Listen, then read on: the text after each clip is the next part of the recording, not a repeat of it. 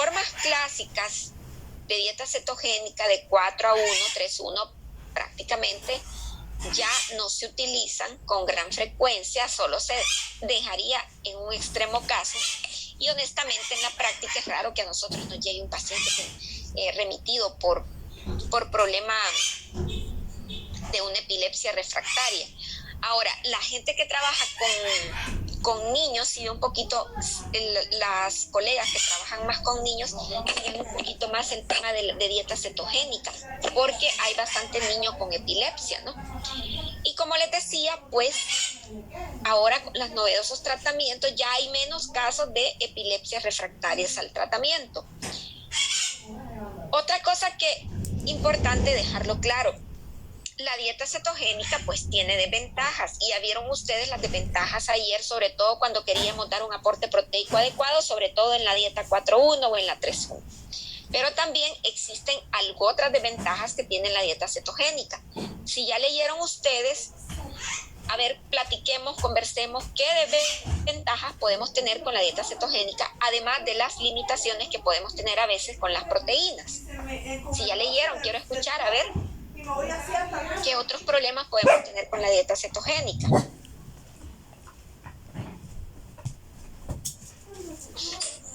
Doctora, la escuchamos, buenas noches. Sí, bueno, uno de los problemas también puede ser el riesgo de desarrollar cetoacidosis si no se practica de manera correcta. Ajá. Y esto puede ocasionar finalmente un coma para el paciente, ¿verdad? Porque Exacto. La sangre se acidifica y es más bien peligroso. Justo por eso es que esta dieta se debe de prescribir con mucha cautela, ¿verdad? Uh-huh. Y como se está usando mucho de moda, pues la gente desconoce esto, ¿verdad? Sí. Entonces que hay que tener cuidado en ese aspecto.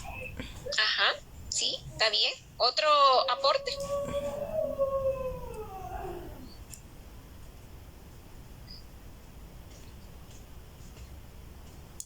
¿En qué nutrientes sería escasa la dieta cetogénica? ¿En qué tipo de nutrientes?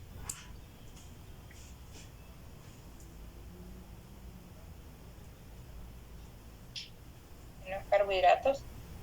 Sí, es cierto, pero el objetivo es darle menos carbohidratos y darle más grasas.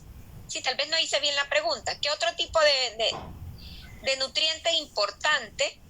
Vitaminas, minerales. Sí, exacto. Esta dieta cetogénica pues se queda corta en vitaminas hidrosolubles, sobre todo, minerales y prácticamente en sustancias antioxidantes, ¿no? Porque recuerden que los antioxidantes, vitaminas y minerales son más ricos en aquellas fuentes de vegetales que también tienen carbohidratos, ¿no? ¿En qué otra, está bien?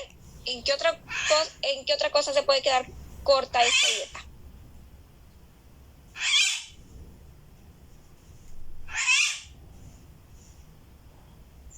¿En fibra? En fibra, ajá, se queda corta en fibra, nos puede contribuir al estreñimiento, puede llegar a producir molestias digestivas, ¿verdad? E incluso si una persona tiene problemas de mala absorción de grasas, también pudiera de alguna forma generar problemas de mala absorción. O sea, la dieta cetogénica, por eso es que se puede dar en situaciones donde, como dicen, el beneficio supere al riesgo, ¿no? Entonces, eso es importante dejarlo claro, ¿no? Y no olviden, no todo paciente epiléptico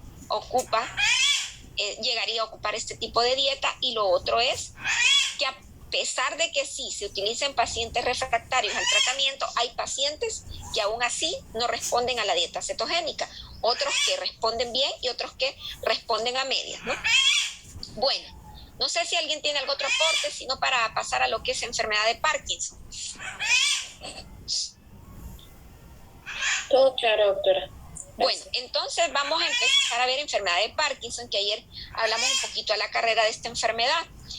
Es otra enfermedad de carácter neurológico que también va a tener un impacto negativo en la parte nutricional del paciente, tanto porque los problemas de la enfermedad nos van a contribuir a tener limitaciones con el aporte de nutrientes, calorías, proteínas, pero también vamos a tener muchas veces que considerar algunas estrategias en la parte alimentaria para poder evitar las interferencias de los alimentos, sobre todo con los tratamientos que puedan recibir los pacientes. Es una enfermedad común en las personas mayores, común en el sentido de que generalmente a más edad, más riesgo de enfermedad de Parkinson. Vean la incidencia en Estados Unidos, 1% entre los mayores de 65 años.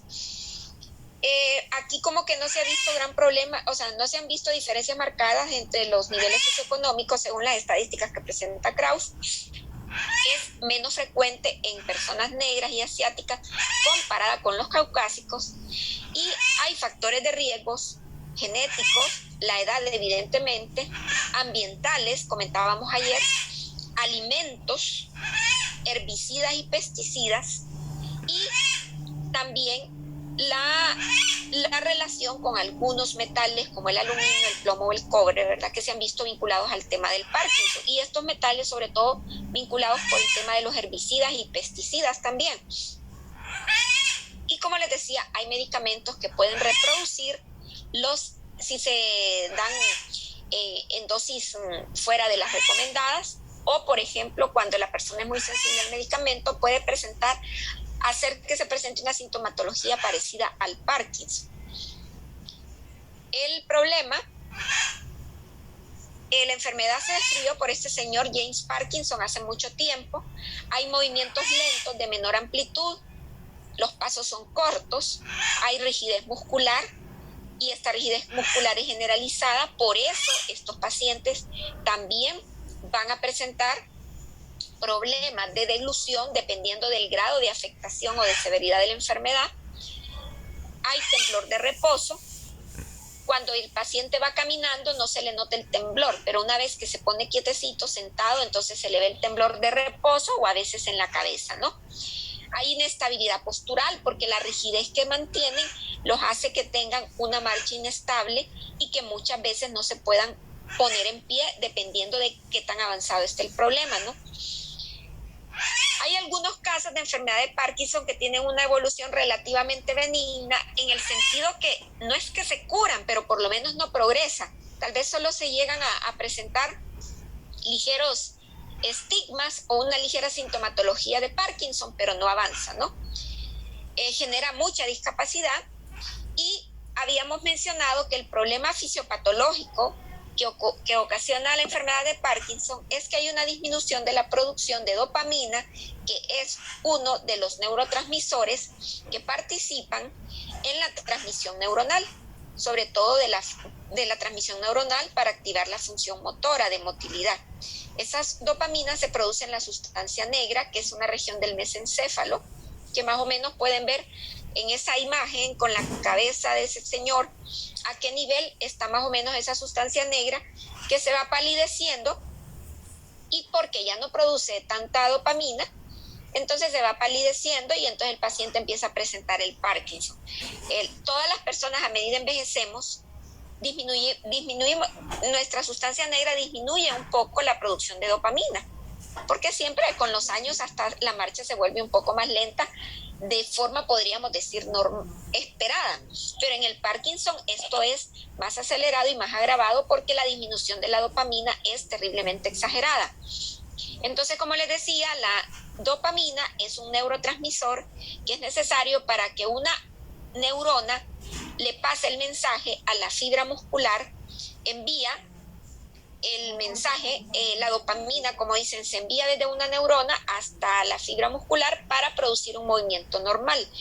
Pero cuando hay una producción escasa, casi nula de dopamina, entonces se produce un desorden del movimiento.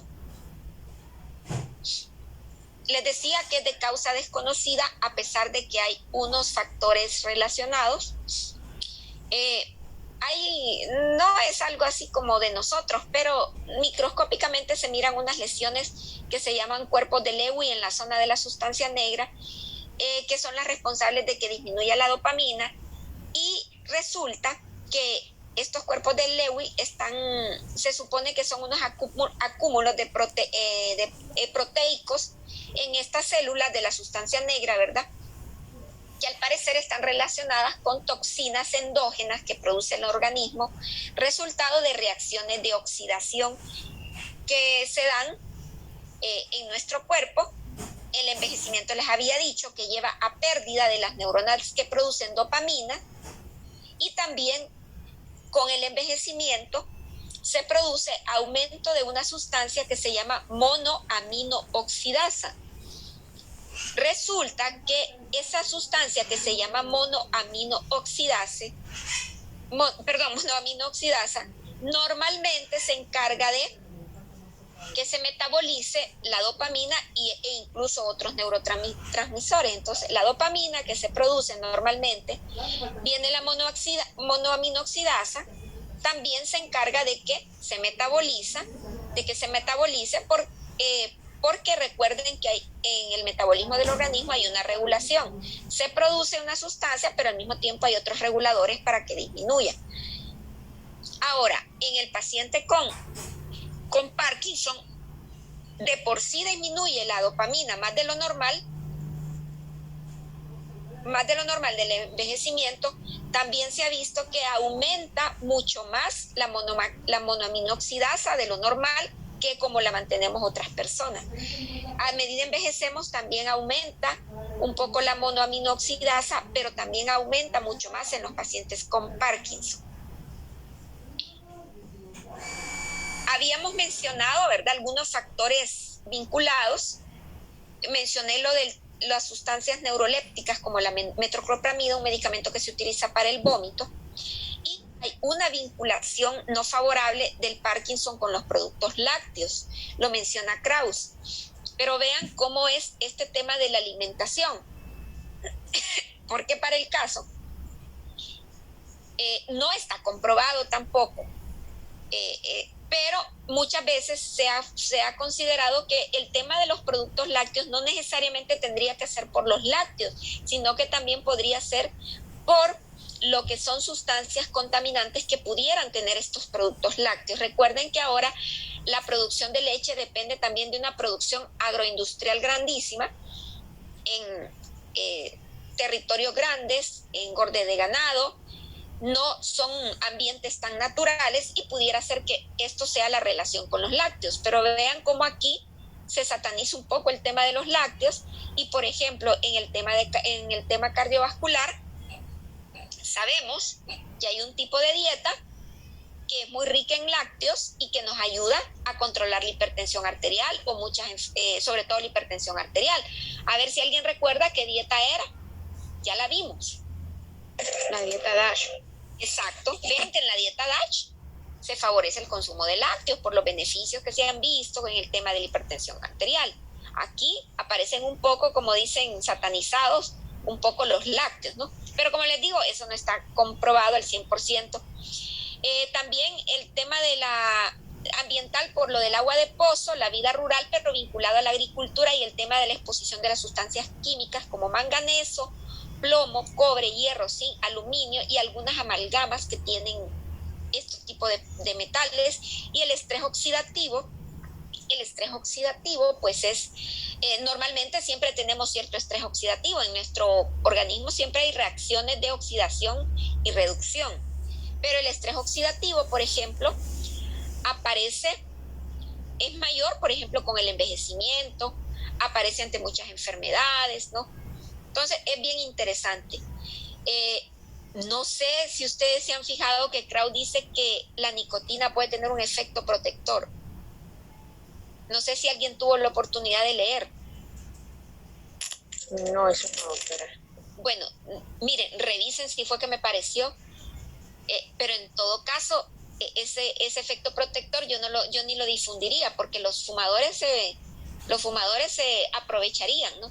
Pero eso no son cosas que no están establecidas. Además, por otro lado, hay que ver todo el daño que tiene el tabaco, ¿verdad?, con el tema cerebrovascular. Bueno, en cuanto a los síntomas de enfermedad de Parkinson, hay una triada clásica que es el temblor de reposo, la rigidez, que ya habíamos hablado, y lo que se llama bradicinesia. O sea, hay una triada clásica: temblor de reposo, rigidez y bradicinesia. ¿Alguien sabe qué significa bradicinesia?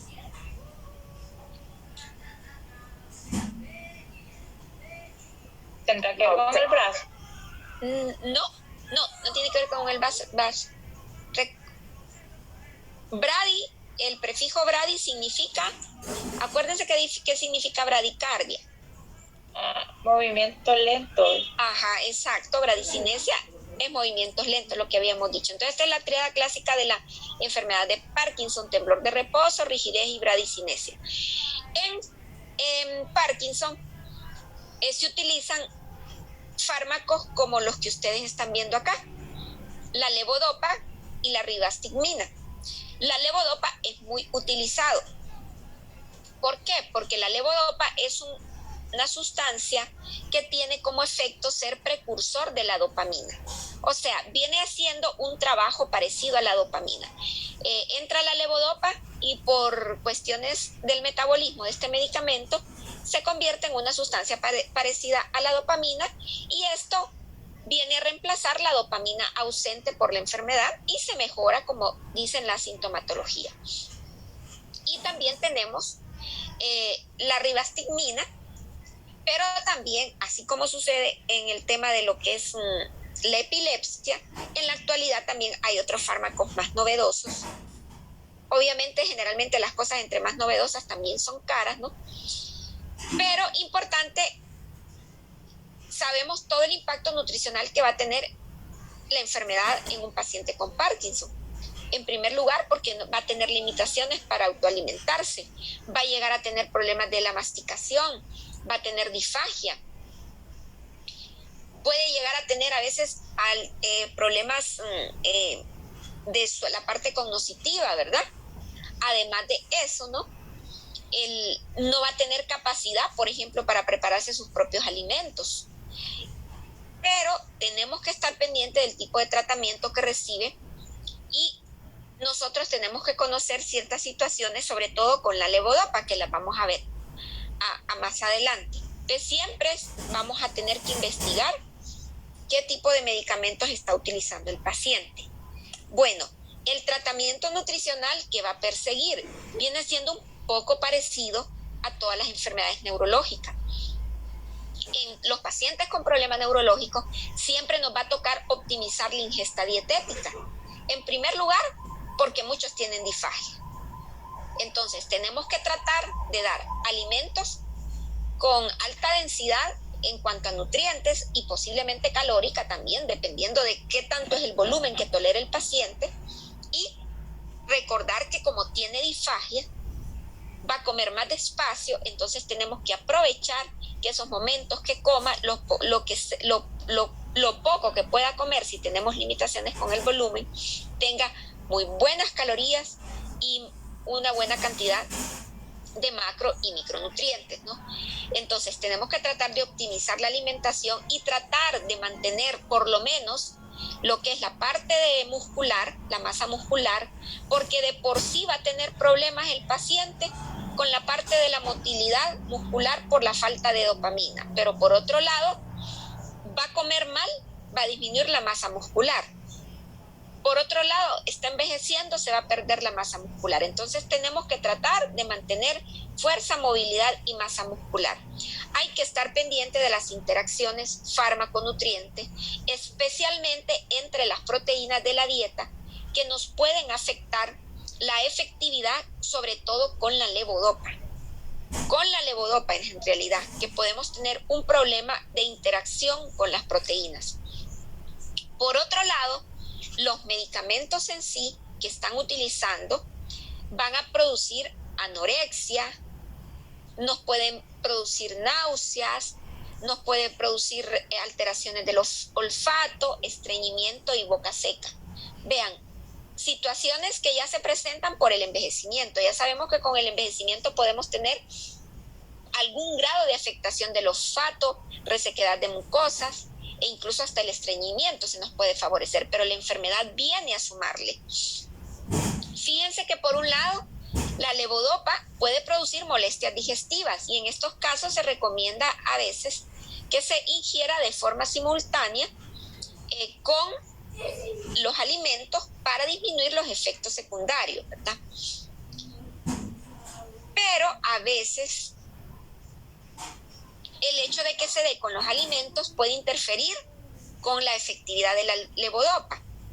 Ahora, cuando un paciente está ingiriendo levodopa, se supone que pueden haber alimentos, no es que se supone, sino que en realidad existen, que tienen sustancias parecidas a la levodopa natural.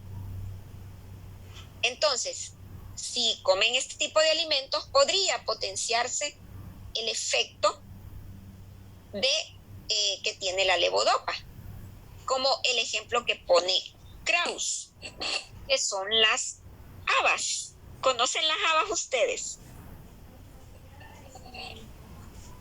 Habichuelas. Sí, bueno, usted le dice habichuela, ¿verdad? Sí, también. Ajá. Y ustedes saben que medio se consumen acá, ¿verdad? Tienen algo de levodopa, pero bueno, tampoco es que la gente va a consumir todos los días, ¿verdad? Pero bueno, saber. Diga. Pero una pregunta, ¿por qué hay que evitarlo si la levodopa es un precursor de la dopamina? ¿Por qué limitar su ingesta en la dieta? ¿De qué? ¿De la levodopa o de las habas? Sí, de la levodopa. Bueno, pues sí, que está presente en las habas, pues. No, es que la levodopa no vamos a limitar su ingesta. A ver, repítame la pregunta. Sí, es que como ahí en Krauss y ahí en la presentación dice que hay que evitar los alimentos que contengan levodopa natural. Cheque. Porque bueno, mi pregunta es ¿por qué evitarlos? Porque le podemos producir aumento de los niveles de dopamina y eso también es malo. ¿Me explico?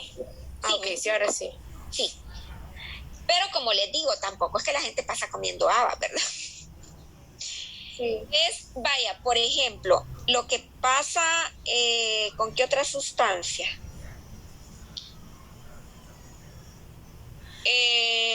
Vaya, por ejemplo, ya se me olvidó, los caramelos estos que pueden afectar el efecto de los medicamentos antihipertensivos.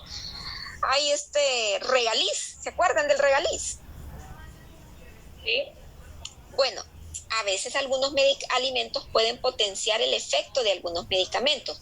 Nosotros podemos vernos en situaciones de que hay alimentos que atenúan el efecto de los medicamentos, alimentos que atenúan el efecto de los medicamentos, pero podemos encontrar alimentos que potencian el efecto de los medicamentos. Esto se maneja en las interacciones fármacos-alimentos. Ahora, se ha descrito, por ejemplo, que este tipo de interacciones en la práctica casi no ocurren.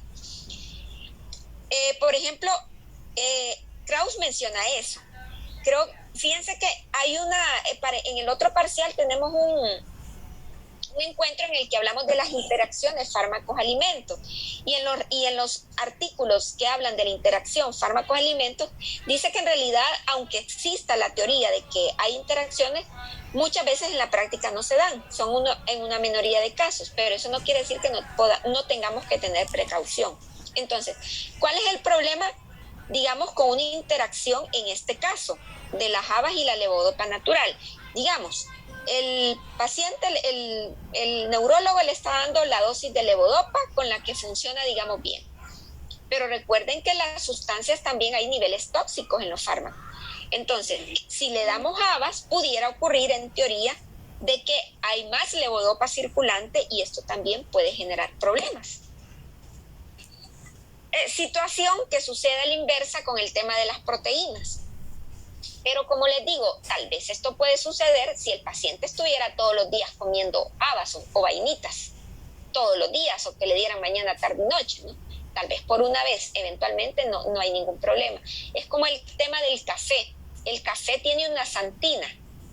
El café tiene una sustancia, bueno, la cafeína pertenece a las metilxantinas, a esa categoría de clasificación química de la sustancia. Hay un medicamento que se llama teofilina, que pertenece a la familia también de las metilxantinas. La teofilina se utiliza para tratar problemas de broncoespasmo, como por ejemplo en el EPOC, e incluso antes se usaba bastante en asma. Entonces, el café, como tiene esa sustancia, similar a las metilxantinas, si se consume en cantidades altas simultáneamente con ese tipo de medicamento, pudiera potenciar el efecto de la teofilina y contribuir a una toxicidad del medicamento. Vean que siempre, ahora, ¿qué sucede? La metilxantina que tiene el café no tiene la potencia en realidad que tiene la teofilina.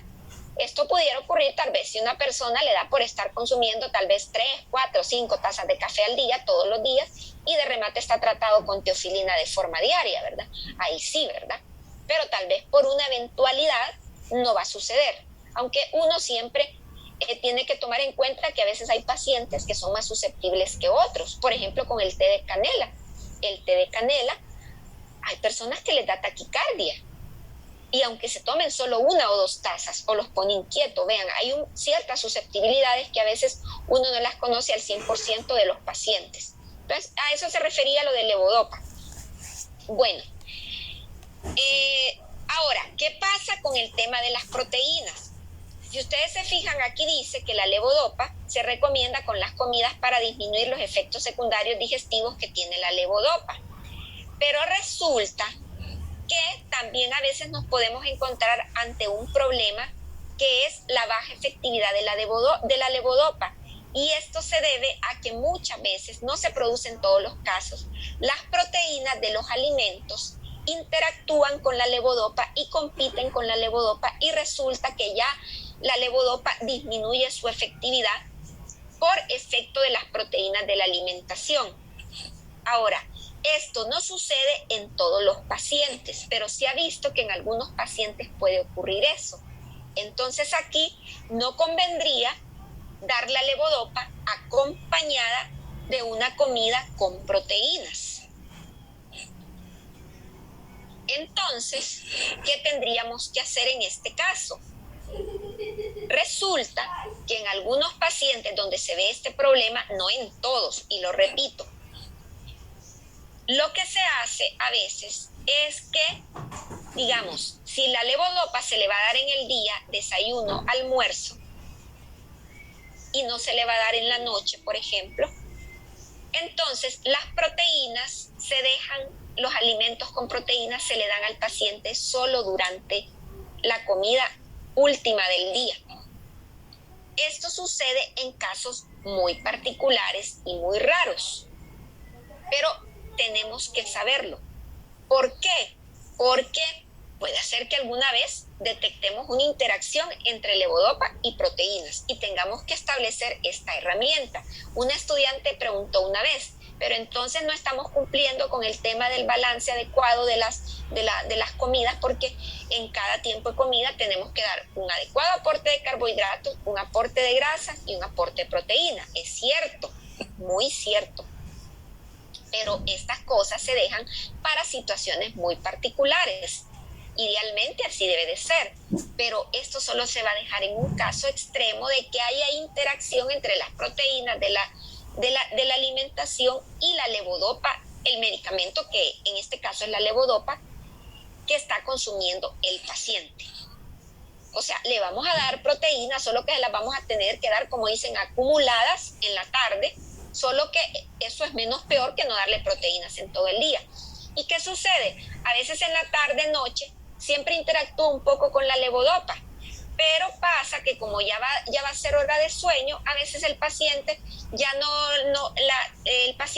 nota tanto lo que es el temblor, lo que es sobre todo el temblor que les da a estos pacientes, porque ya va a ser hora de dormir. Entonces, ¿qué sucede? ¿Por qué se ha detectado esto? Porque se vio que en algunas veces los pacientes, cuando comían, le tomaban su levodopa y se les daba simultáneamente su comida con cierta cantidad de proteínas, entonces le volvía el temblor. La levodopa va a controlar el temblor porque va a hacer el papel de la dopamina, pero al haber interacción entre las proteínas, entonces no se controla el temblor.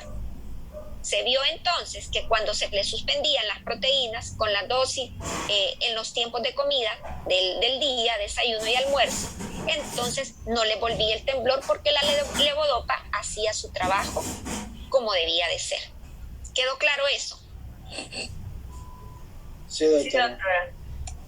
Repito, esto no se hace para todo paciente con Parkinson.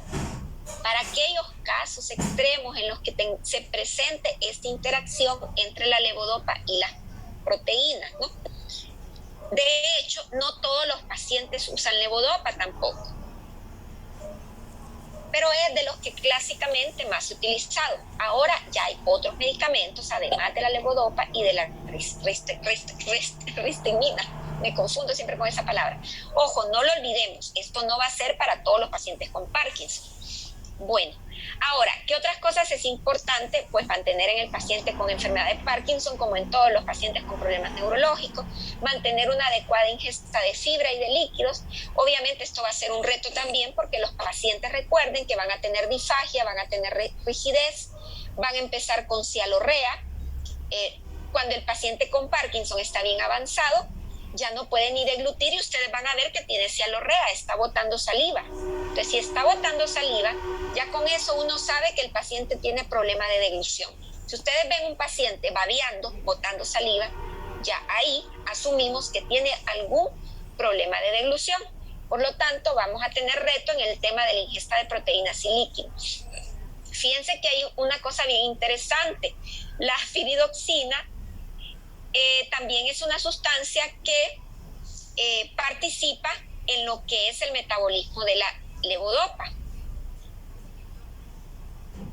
Sin embargo, el exceso de piridoxina, si se da exceso de piridoxina a un paciente, también puede generarnos problemas con la efectividad de la levodopa, ya que la levodopa donde tiene que hacer su efecto, digamos, es a nivel central, a nivel de aquella sustancia negra que vimos en el dibujito, ¿verdad?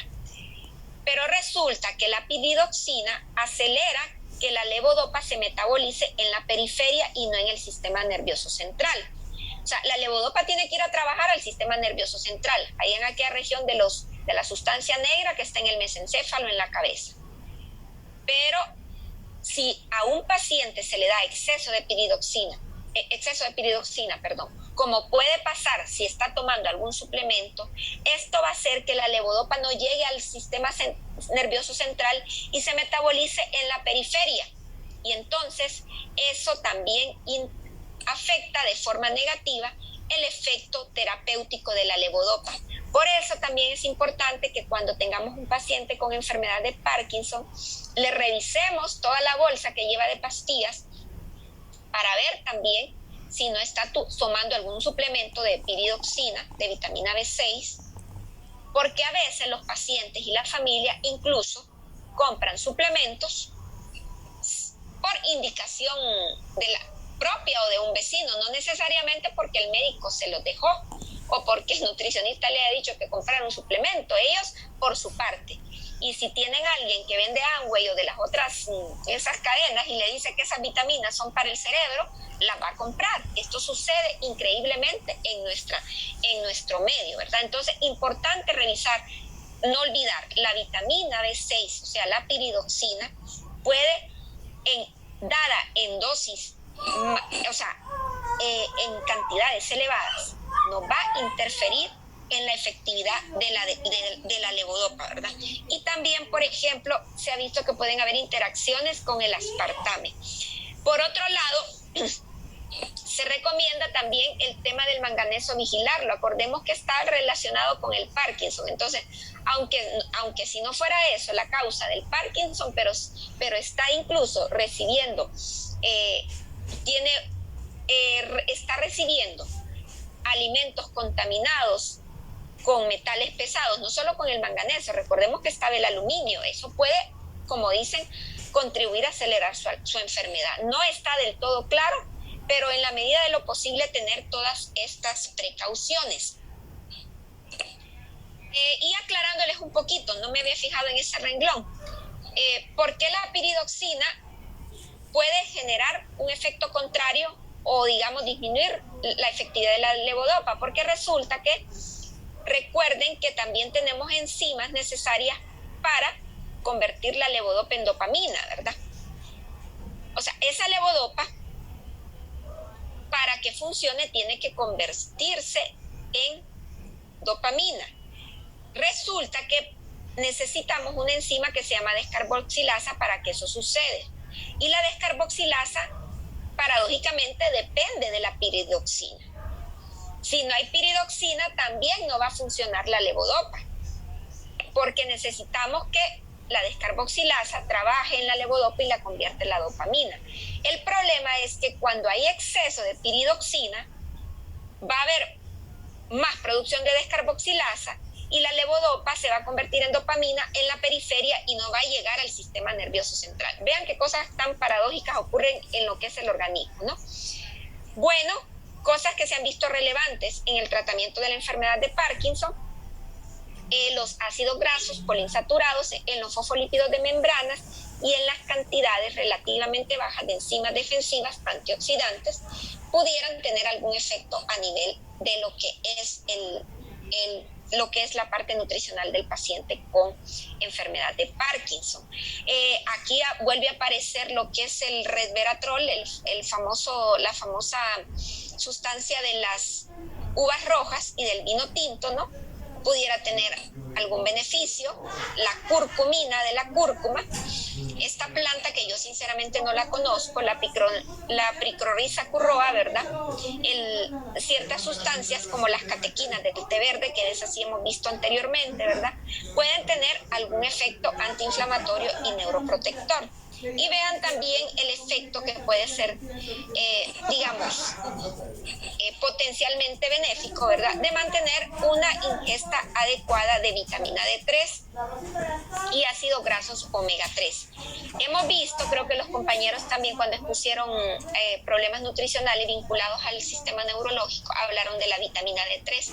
La vitamina D3 está relacionada con la salud del sistema nervioso central, ¿verdad? De hecho, también se ha visto de que las personas con demencia, algunas se han encontrado con niveles bajos de vitamina D3. Por eso el tema de los beneficios de la vitamina D3, los ácidos grasos omega 3 vuelven a aparecer acá. Lo vamos a ver que van a volver a aparecer también en las enfermedades reumáticas también. Y miren también con el tema de la dieta cetogénica. Se hizo un pequeño estudio, ¿verdad? En el que ahí Krause aclara que no había grupo control. O sea, no se puede concluir de forma enfática que sí hay que darle dieta cetogénica. Pero este pequeño estudio que menciona Krause, habría que ver si hay más estudios de dietas cetogénicas, menciona de que un grupo de pacientes estudiados con enfermedad de Parkinson a los que se les dio dieta cetogénica presentó mejoría de la sintomatología de su enfermedad de Parkinson. Entonces llamaba la atención por una posible alternativa de tratamiento con el tema de la dieta cetogénica. Ojo, en este estudio no hubo grupo control en el que menciona Krause. Entonces vean que el papel de la dieta cetogénica, si bien es cierto, ha sido principalmente en el tema de la epilepsia, en otras enfermedades neurológicas, pues se ha visto vinculada a que podía tener beneficios. Unos de los compañeros que expusieron la parte de neurológico mencionaron otra enfermedad neurológica, otra situación en la que puede haber beneficios de la dieta cetogénica. Vamos a ver si alguien la recuerda.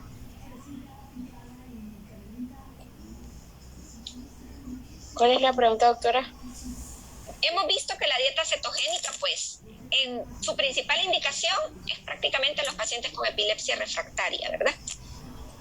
Pero también en estos conversatorios, encuentros que hemos tenido, ha aparecido como una posible alternativa en el tratamiento nutricional de otras enfermedades neurológicas. Y aquí, en este caso, pues hemos visto, como dice Krause, en el caso de la enfermedad de Parkinson, que pudiera tener algún efecto benéfico la dieta cetogénica. Pero los compañeros que expusieron días atrás también hablaron de otra situación en la que también la dieta cetogénica podía mostrar algún beneficio. De la misma forma, no está tan claro. No es que es una situación ya dada como indicación terapéutica nutricional, pero de acuerdo a algunos estudios y resultados se ha visto ese beneficio que pudiera dar la dieta cetogénica en otras enfermedades neurológicas. No sé si la recuerdan. No sé si es una esclerosis múltiple o no. También se mencionó la esclerosis múltiple, también es cierto. Pero también apareció mencionada en otro tipo de problema neurológico. ¿Quiénes pusieron accidentes cerebrovasculares? O sea, trauma encefálico, lo de las trombosis, lo de los sangrados cerebrales. Lo mencionaron, tal vez ya les olvidó, que la dieta cetogénica también se ha visto que pudiera mejorar la sintomatología, o sea, las secuelas de los pacientes que han tenido algún daño cerebral por accidentes cerebrovasculares, o sea, hemorragias cerebrales o trombosis cerebrales. Ahí Krauss menciona varias, ¿no? Bueno, hasta aquí terminamos con Parkinson y entonces, como les digo, nos vemos el lunes para continuar